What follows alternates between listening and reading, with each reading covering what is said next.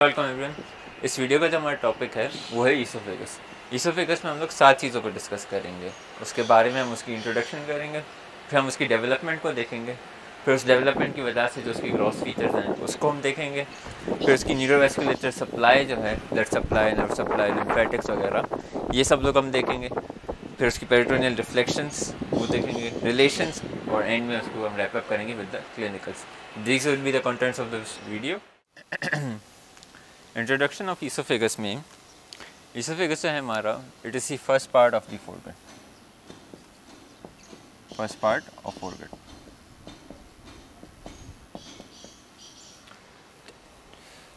दूसरी चीज़ इसके बारे में ये है कि कनेक्ट करता है फेरिंक्स को स्टमक के साथ। तो इसकी जो शुरुआत होगी वो होगी फेरिंक्स की एंड से, और इसकी जो एंडिंग होगी वो होगी स्टमक की शुरुआत से। इसकी वर्टिब्रल लेवल क्या होगी, ये आएगा हमारे पास C6 से ये शुरू हो रहा है और T11 पर ख़त्म हो रहा है। लॉन्ग ट्यूब है, C6 से शुरू है, T11 पर ख़त्म हो रहा है। रफली 25 सेंटीमीटर्स इसकी लेंथ है, दैट मीन्स 10 इंचेस अप्रॉक्सीमेटली इसकी लेंथ आ गई। ये ऐसा फोरगट का हिस्सा है जो 3 रीजन्स क्रॉस करके स्टमक के पास पहुंच रहा है। Cervical region, thoracic region and then abdomen। तो इस वजह से हमने इसको लोकेशन वाइज 3 हिस्सों में डिवाइड कर दिया, cervical esophagus, thoracic esophagus and then abdominal esophagus. हमने ईसोफेगस का इंट्रोडक्शन डिस्कस किया, हमने बताया कि फर्स्ट पार्ट ऑफ फोरगट का हिस्सा है, वो फेरिंक्स और स्टमक को कनेक्ट कर रहा है। उसकी फिर हमने एक्सटेंड देखी, C6 to T11, length 25 centimetre, 10 inches का राउंड। सर्वाइकल, थोरैसिक और एब्डोमिनल उसके रीजन्स या पार्ट्स हैं। ईसोफेगस डिस्कस करते हुए हमें मालूम है कि ये गट ट्यूब का हिस्सा होगा। तो बिलफर्ज अगर ये गट ट्यूब है, माउथ उसके बाद ऑनवर्ड्स जा रहा है, तो ईसोफेगस शुरू तब होगा जब रेस्पिरेटरी डायवर्टिकुलम आ चुका होगा। उसकी डायरेक्टली बात ईसोफेगस की शुरुआत है। रेस्पिरेटरी डायवर्टिकुलम से पहले फेरिंग्स होता है, फिर डायवर्टिकुलम जब बनता है तो फिर फेरिंग्स का एक हिस्सा ईसोफेगस में ओपन होता है, दूसरा हिस्सा लैरिंग्स या फिर रेस्पिरेटरी डायवर्टिकुलम में ओपन हो जाता है। बात उठी है कि अब ये यहाँ पर है, अब क्या होगा कि प्रोलिफरेशन होगी, इसके एंडोडर्म की प्रोलिफरेशन होती जाएगी यहाँ तक कि ये पूरा ऑक्लूडेड हो जाएगी। इसकी 8th वीक में ये ऑक्लूजन हो जाती है। फिर क्या होगा, बाय 11th वीक ये फिर से एपोप्टोसिस होगी यहाँ पर, और फिर रिकैनलाइज हो जाएगा। ये तकरीबन होगा 11th वीक के अंदर। इसकी मेजेंट्री को डिस्कस करें तो हमने पहले भी डिस्कस किया था कि ईसोफेगस के पास थ्रू आउट अपनी मेजेंट्री होती है, डोर्सल भी होगी एंड वेंट्रल भी होगी, लेकिन इसकी जो मेजेंट्री है वो यूज़ हो जाती है in the development of diaphragm. तो मेजेंट्री सारी की सारी इसकी जो है मीसो ईसोफेगस जिसको हम कहते हैं, वो यूज़ हो जाती है in the development of diaphragm. Diaphragm की डेवलपमेंट में कौन सा ऐसा है जो मेजेंट्री ऑफ ईसोफेगस बना रही है, right and the left crux of the diaphragm, वो है जो मेजेंट्री ऑफ ईसोफेगस बनाएगी। ईसोफेगस की ग्रॉस एनाटमी डिस्कस करते हुए हमें मालूम है कि ईसोफेगस 3 रीजन्स को क्रॉस करते हुए आती है। तो हम ईसोफेगस को रीजन वाइज तो 3 हिस्सों में डिवाइड कर सकते हैं, लेकिन हम लेंथ वाइज भी उसको 3 हिस्सों में डिवाइड कर सकते हैं। तो अगर मैं लेंथ वाइज डिवाइड करूँ तो इसका एक आ जाएगा अपर 1/3, फिर आ जाएगा हमारे पास मिडिल 1/3, एंड देन फाइनली आ जाएगा हमारा एक लोअर 1/3। लेंथ वाइज डिवाइड करने में रादर ये फ़ायदा है हमारा कि हम इसकी ब्लड सप्लाई, लिम्फेटिक्स वगैरह, प्लस इसकी थोड़ी सी एनाटमी भी चेंज हो जाती है जब हम इसको ऐसे करके डिवाइड करते हैं, रादर देन हम इसको सर्वाइकल या थोड़ा ऐसे करके डिवाइड करें। तो अपर 1/3 में ये होता है कि इसके ऊपर हमारे पास फेरिंग्स है बिलफर्स, तो यहाँ पर फेरिंग्स और ईसोफेगस के बीच में अपर ईसोफेगल स्फिंक्टर होगा, जिसकी कंट्रीब्यूशन आएगी क्रीकोफेरिंजियस मसल है एक, जो हम हेड एंड नेक में पढ़ेंगे, उस दर से उसकी कंट्रीब्यूशन आएगी। अपर ईसोफेगल स्फिंक्टर जो है फेरिंग्स और ईसोफेगस के बीच में कंट्रोल करेगा फूड की एंट्री वगैरह को। फिर आ जाते हैं अपर 1/3 के एनाटमी के बारे में, तो अपर 1/3 ऑफ ईसोफेगस जो है उसमें सिर्फ और सिर्फ स्केलेटल मसल्स होते हैं। No smooth muscles are present in the upper 1/3 of esophagus. Middle 1/3 पर आ जाएं, तो मिडिल 1/3 की एनाटमी में ये होगा कि इसमें स्केलेटल मसल्स भी होंगे as well as smooth muscles भी होंगे।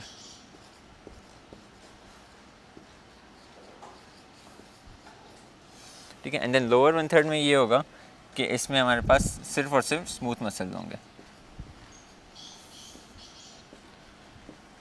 हमें मालूम है कि यहाँ से फिर अब स्टमक शुरू हो जाएगा, तो यहाँ पर हमारे पास लोअर ईसोफेगल स्फिंक्टर भी होगा, जो एक फिजियोलॉजिकल स्फिंक्टर है rather than an anatomical sphincter. इसका मकसद ये है, फिजियोलॉजिकल स्फिंक्टर का मतलब ये है कि हमारे पास 4 लेयर्स थी, म्यूकोजा, सब म्यूकोजा, फिर मस्कुलरिस प्रोप्रिया, उसकी इनर सर्कुलर लेयर होती है, आउटर लॉन्गिट्यूडिनल होती है, एंड देन फाइनली हमारे पास आती है सिरोजा या फिर एडवेंटिशिया। ठीक है, तो अब एनाटॉमिकल स्फिंक्टर में ये होता है कि जो सर्कुलर लेयर है ये बढ़ी हुई होती है, ज़्यादा होती है, 10 टाइम्स 20 टाइम्स ज़्यादा होती है, लेकिन जो हमारा फिजियोलॉजिकल स्फिंक्टर उसमें नॉर्मल 2-3 टाइम्स ज़्यादा होगी, इससे ज़्यादा नहीं होगी। ठीक है, तो lower oesophageal sphincter is a physiological sphincter, वो दूसरी चीज़ें यूज़ करेगा to act as a sphincter. बिल्फर्स कौन कौन सी चीज़ें हैं वो, डायफ्राम, इंट्रा एब्डोमिनल प्रेशर और उसका जो एंगल फॉर्म हो रहा है, ये 3 चीज़ें जो वो यूज़ करेगा to act as a sphincter. इसके अलावा अगर हम न्यूरोवेस्कुलेटर भी थोड़ी सी यहाँ से डिस्कस करते हुए चलें, तो जो अपर 1/3 ऑफ ईसोफेगस है, इसकी जो ब्लड सप्लाई और वेनस ड्रेनेज आती है वो आती है सबक्लेवियन वेन और सबक्लेवियन आर्टरी से।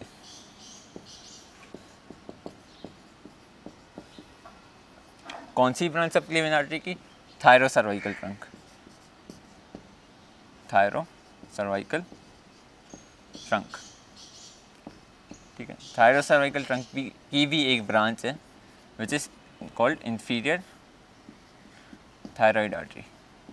तो अपर 1/3 की जो आर्टीरियल सप्लाई वेनस ड्रेनेज है, तो सबक्लेवियन की डायरेक्ट वो ब्रांचेस है। मिडिल 1/3 जो है उसकी आर्टीरियल सप्लाई जो आती है वो आती है थोरेसिक एओर्टा से, और जो उसकी वेनस ड्रेनेज है वो आती है हमारी अजाइगस और हेमी अजाइगस सिस्टम से।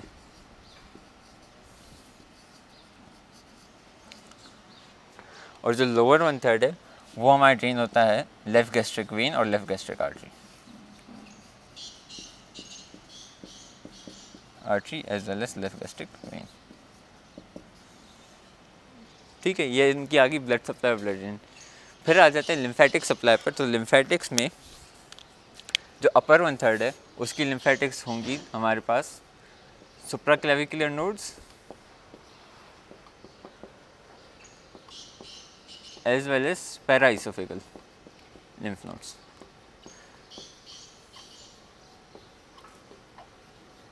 ठीक है, मिडिल 1/3 सिंस ये पोस्टीरियर मीडियास्टिनम का स्ट्रक्चर है, तो यहाँ पर होंगे हमारे पास posterior mediastinal lymph nodes।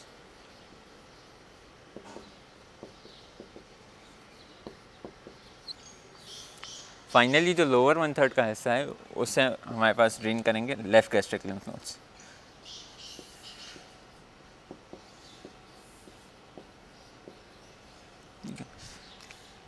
All in all हमने ईसोफेगस को 3 हिस्सों में डिवाइड कर दिया। इन तीनों हिस्सों में हमने पहले इनकी थोड़ी सी एनाटमी डिस्कस की। अपर 1/3 के हमने क्रिकोफेरिंजियस मसल से आता हुआ अपर ईसोफेगल स्फिंक्टर देखा, फिर हमने उसकी एनाटमी डिस्कस की कि उसमें से स्केलेटल मसल होते हैं। मिडिल 1/3 की बात करें तो हमने देखा कि उसमें स्केलेटल मसल भी है, स्मूथ मसल भी है। लोअर 1/3 में हमने देखा कि उसमें सिर्फ स्मूथ मसल है। फिर हमने देखा कि फिजियोलॉजिकल स्फिंक्टर क्या होता है। लोअर ईसोफेगल स्फिंक्टर जो है हमारा वो फिजियोलॉजिकल स्फिंक्टर कैसे है और उसकी फिजियोलॉजिकल एस्पेक्ट्स देखे कि वो कैसे एक्ट करता है एज अ स्फिंक्टर। फिर हमने इनकी आर्टीरियल सप्लाई भी देखी, लिम्फेटिक ड्रेनेज भी देखी, तीनों पार्ट्स की। वेनस ड्रेनेज भी हमने साथ साथ देख ली। नर्व्स सप्लाई जो है इन तीनों की वो आती है हमारे पास पैरासिम्पैथेटिक जो है वो आती है हमारे पास वेगस से, एंड जो सिंपैथेटिक है वो आती है हमारे पास थोरेसिक आउटफ्लो से, थोरैकोलम्बर आउटफ्लो से। खासकर अपर thoracic like T1 T4 level, वहाँ से हमारे पास इसकी सिंपैथेटिक और पैरासिम्पैथेटिक नर्वस सिस्टम की नर्व सप्लाई आएगी। रिफ्लेक्शंस और रिलेशन साथ में डिस्कस करते हैं। रिफ्लेक्शन रिलेशन डिस्कस करते हैं हम सिर्फ एब्डोमिनल ईसोफेगस का हिस्सा लेते हैं, क्योंकि ऊपर तो रिफ्लेक्शन होती ही नहीं है, और रिलेशंस भी एब्डोमिनल की बेहतर हैं डिस्कस करना, क्योंकि जीआईटी का डिस्कस कर रहे हैं। तो रिलेशन से पहले आते हुए इसके जो हमारे पास राइट साइड पर होगा, हमारे पास होगा लिवर। लिवर इसके एंटीरियरली भी थोड़ा सा गुजरेगा। इसके अलावा जो इसके superiorly as well as anteriorly हमारे पास होगा वो होगा डायफ्राम। उसके इंफीरियरली हमारे पास होगा स्टमक, एज वेल एज थोड़ा सा पोस्टीरियर की तरफ टूवर्ड्स लेफ्ट साइड हमारे पास होगी स्प्लीन।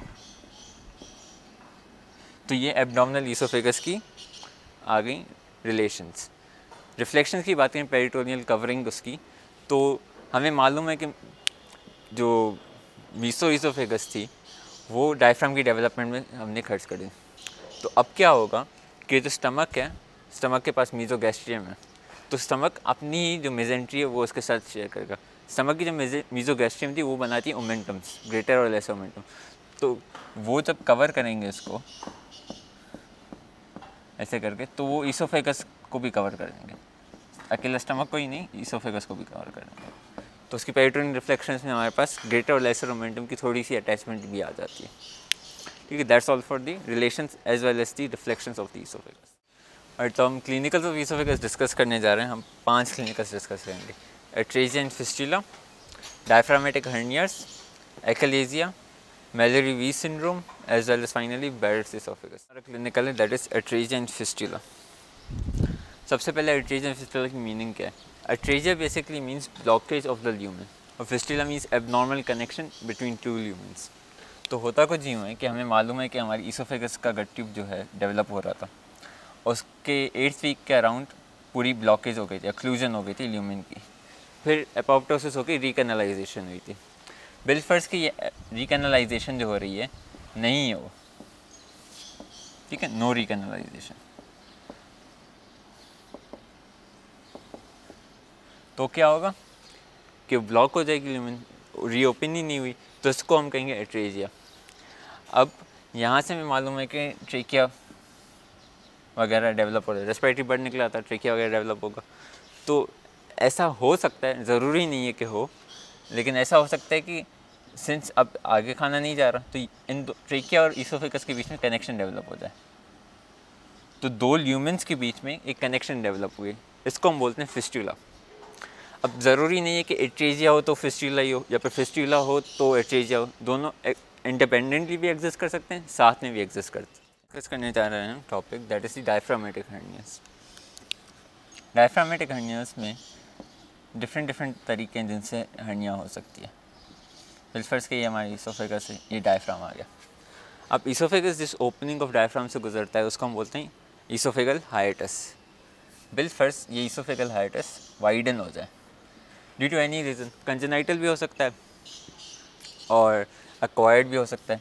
तो क्या होगा कि जो फंडस ऑफ स्टमक है वो ईसोफेगस के पैरेलल लाई करेगा, ऊपर आ जाएगा, हर्निएट कर जाएगा, और फिर वो ईसोफेगस के पैरेलल लाई करेगा। ऐसी हर्निया को बोलते हैं पैरा ईसोफेगल हर्निया, और also it's known as rolling hernia.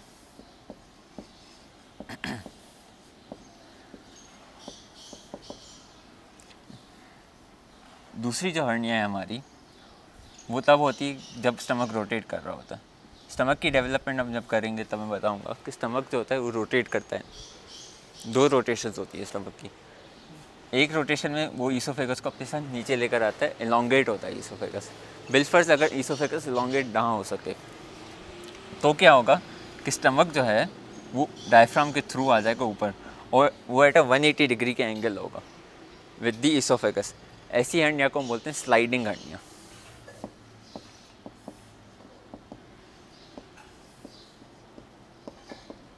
ठीक है। 2 और हर्निया होती हैं जो डायफ्राम की डेवलपमेंट से रिलेट करती हैं। डायफ्राम की डेवलपमेंट में 3 मेन हिस्से होते हैं जिससे डायफ्राम डेवलप होता है। सबसे पहला जो है दैट इज प्लूरोपेरिटोनियल मेम्ब्रेन,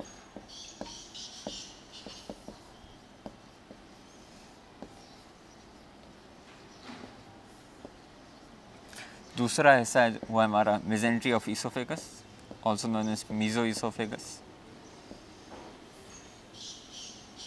और जो फाइनल हिस्सा है हमारा that is known as myotome. C3 to C5 वाले मायोटोम जो हैं वो डेवलप में मदद करते हैं। ठीक है, अब बिल्फर्स जो प्लूरोपेरिटोनियल मेम्ब्रेन है, लेफ्ट साइड की प्लूरोपेरिटोनियल मेम्ब्रेन, वो डेवलप ना हो तो ऐसी हर्निया को हम कहेंगे बोक्लाडेक्स हर्निया।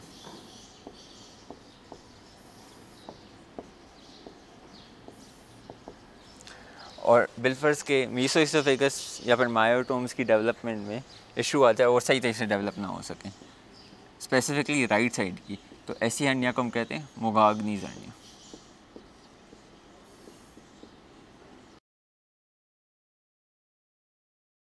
जो अब हमारा तीसरा क्लिनिकल जो है हम डिस्कस करने जाएं दैट इज़ एक्लेजिया।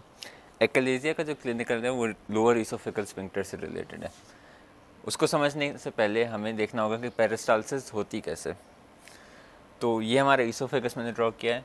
जब पेरिस्टाल्सिस हो रही होती है, मतलब कि जब बोलस ऑफ फूड मूव कर रहा होता है थ्रू द ईसोफेगस, तो होता ही है कि हमारे पास दो तरीके के न्यूरॉन्स होते हैं। एक जो हमारे न्यूरॉन्स होते हैं वो होते हैं हमारे स्टिमुलेटरी न्यूरॉन्स, दूसरे जो होते हैं हमारे होते हैं इनहिबिटरी न्यूरॉन्स। जो हमारे स्टिमुलेटरी न्यूरॉन्स हैं वो कंट्रैक्शन करवाएंगे मसल की, और जो हमारे इनहिबिटरी न्यूरॉन्स हैं वो रिलैक्सेशन करवाएंगे। तो जब मूव हो रहा होता है bolus of food through the oesophagus, तो उसका जो पीछे वाला हिस्सा है वो कंट्रैक्ट हो रहा होता है, इसका ल्यूमेन नैरो हो जाता है, और आगे वाला हिस्सा है वो रिलैक्स हो रहा होता है, तो फिर उसका ल्यूमेन वाइडर हो जाता है।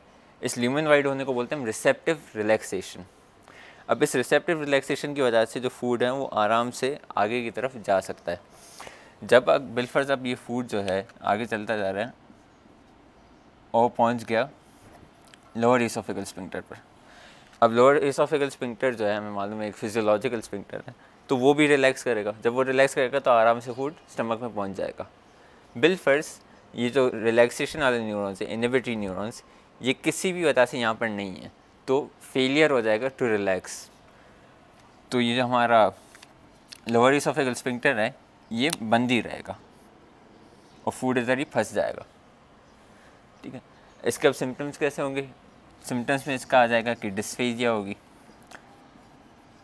बंदा खाएगा और फिर उसका खाना गले के थ्रू ही नहीं जाएगा क्योंकि ईसोफेगस अटक जाएगा, वो स्टमक तक ही नहीं पहुंचेगा, तो डिस्फेजिया होगी। पेन होगा जब वो सॉलो करेगा, तो ऑडिंटोफेजिया, और वॉमिटिंग होगी। ठीक है, अब इसका कॉज क्या हो सकता है? इसका या तो कॉज दो तरीके के हो सकते हैं। एक कॉज इसका ये है कि शुरुआत से ही कंजेनाइटली न्यूरल क्रेस्ट सेल्स होते हैं, जो नर्व्स वाले सेल थे, वो आए ही नहीं यहाँ पर। ठीक है, उसे हम कहते हैं प्राइमरी एक्लेजिया। ठीक है, तो इसका कंजेनाइटल हो सकता है। दूसरा जो इसका रीज़न है वो हो सकता है हमारा, जिसे हम कहते हैं सेकेंडरी एक्लेजिया, वो आफ्टर बर्थ होता है। आफ्टर बर्थ एक हमारे पास पैरासाइट है, इसका नाम है ट्रिप्नोसोमा क्रूजी। ये जो है ये इन न्यूरॉन्स को डिजेनरेट करवाता है, न्यूरॉन्स को डिस्ट्रॉय करवाता है, तो इस वजह से भी एक्लेजिया हो सकता है। अब इसकी डायग्नोसिस ऐसे होती है, क्या आप बंदे को सॉलो करवाते हो, बैरियम डाई सॉलो करवाते हो, वो रेडियो एक्टिव डाई होती है, तो फिर उसको एक्सरे में जब हम देखते हैं तो हमें ऐसा एक्सरे नज़र आता है। बिलफर्ज ये ईसोफेगस रेगुलर एक्सरे ऐसे नज़र आएगा, लेकिन ईसोफेगस का जो एक्सरे जिसमें एक्लेजिया है उसमें ऐसा होगा कि यहाँ पर नैरोइंग हो जाएगी, क्योंकि बैरियम पास ही नहीं कर पा रही वो डाई, रेडियो ओपेक डाई जो भी है हमारी, तो पास नहीं कर पा रही, तो यहाँ पर नैरो होगा। इसे हम कहते हैं बर्ड बीक्स अपीयरेंस।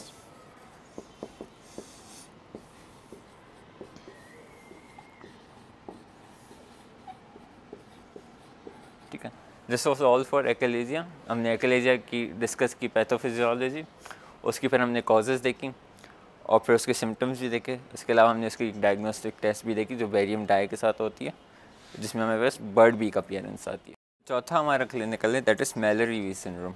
मैलरी-वीज सिंड्रोम जो होता है वो होता है क्रॉनिक अल्कोहलिज्म की वजह से। Chronic alcoholism. इसमें होगा क्या कि बिलफर्ज अगर ये ईसोफेगस है, जो लोग क्रॉनिक अल्कोहलिक्स होते हैं उन अल्कोहल जो होता है उनका वॉमिटिंग सेंटर जो है सेंसिटाइज करवा देता है, तो उनकी वॉमिटिंग ऑब्वियसली ज़्यादा हो रही होती है। तो अब क्या होगा कि बिलफर्ज एक बंदा है जो अल्कोहल पी रहा है, क्रॉनिक अल्कोहलिक है, तो बार बार उसकी वॉमिटिंग हो रही होगी। तो होगा कुछ यूँ कि जब वॉमिट ऊपर जा रही होगी तो उसमें गैस्ट्रिक कंटेंट्स होंगे, HCl वगैरह होगा। यूजुअली कुछ प्रोटेक्टिव मेजर्स होते हैं जैसे जो उसको रिलैक्स करवाते हैं ईसोफेगस को, ताकि इतना डैमेज ना हो, लेकिन ओवर टाइम वो भी डिसेंसिटाइज हो जाते हैं, तो फिर और डैमेज होना शुरू हो जाता है। तो इस वजह से जब वॉमिट जा रही होती है तो वो उसकी म्यूकोजा को, उसकी लाइनिंग को डैमेज करती हुई जाती है। तो ऐसे अगर वॉमिट जा रही है तो यहाँ पर डैमेज होता हो जाएगा। तो अब ये डैमेज के बाद कैसी लगेगी ईसोफेगस?